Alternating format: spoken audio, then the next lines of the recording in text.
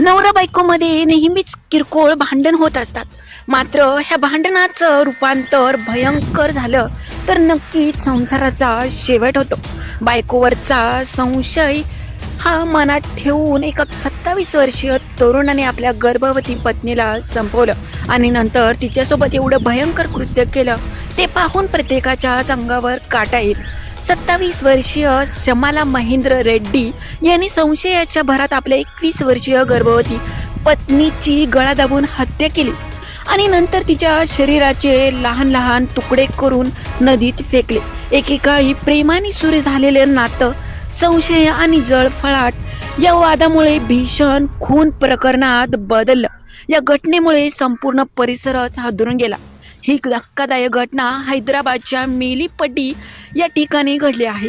महेंद्र आणि बी स्वाती यांनी 20 जानेवारी 2024 रोजी कुकटपल्ली येथील आर्य समाजात प्रेमविवाह केला. सुरुवातीला सगळे आनंदात होते, पण लवकरच घरगुती वाद आणि संशयामुळे त्यांच्या नात्यात कटुता आली. एप्रिल 2024 मध्ये स्वातीने विकाराबाद पोलिसांकडे पतीविरोधात हुंडाबळीची तक्रार देखील केली होती. गावातील पंचायतीमध्ये हे प्रकरण सोडवण्यात आले. मात्र महेंद्राच्या मनात संशय वाढत जात होता आपल्या पत्नीबद्दल. स्वाती 5 महिन्यांची गर्भवती असताना दाम्पत्याचे भांडण सुरूच होते. 22 ऑगस्ट 2025 रोजी स्वातीने माहेरी जाणार असल्याचं महेंद्रला सांगितलं. ते ऐकून महेंद्र संतापला. त्याने 23 ऑगस्ट रोजी पत्नीची घरामध्येच गळ दाबून हत्या केली.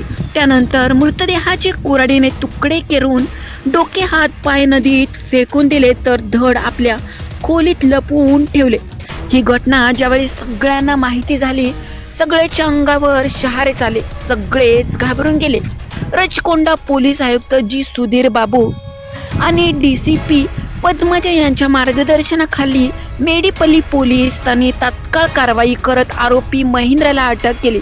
मात्र प्रेमविवाहातून सुरू झालेला नात्याचा असा भयंकर शेवट झाल्याने कुटुंबावर आणि परिसरावर दुःखाचा डोंगरच कोसळला आहे. संशय माणसाला किती क्रूर बनवतो हे इथून लक्षात येतं.